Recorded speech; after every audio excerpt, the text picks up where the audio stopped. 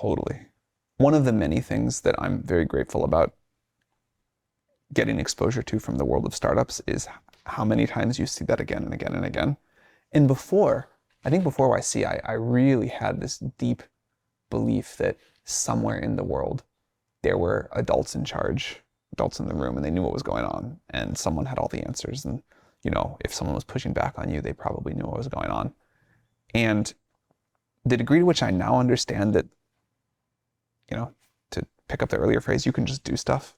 You can just try stuff. No one has all the answers. There are no adults in the room that are going to magically tell you exactly what to do. And you just kind of have to iterate quickly and find your way.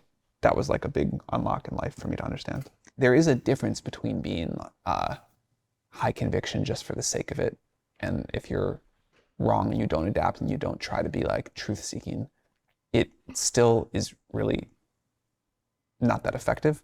The thing that we tried to do was really just believe whatever the results told us and really kind of try to go do the thing in front of us. And there were a lot of things that we were high conviction and wrong on. But as soon as we realized we were wrong, we tried to fully embrace it. Conviction is great until the moment you have data one way or the other.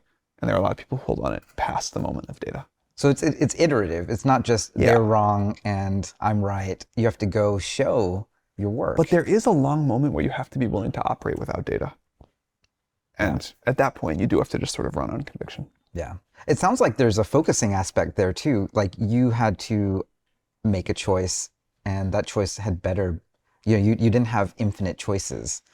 And so, the prioritization itself was an exercise that made it much more likely for you to succeed. I wish I could go tell you oh, we knew exactly what was going to happen. And it was, we had this idea for language models from the beginning, and, we kind of went right to this. But obviously the story of OpenAI is that we did a lot of things that helped us develop some scientific understanding, but we're not on the short path. If we knew then what we know now, we could have speedrun this whole thing to an incredible degree. It doesn't work that way. You don't get to be right at every guess.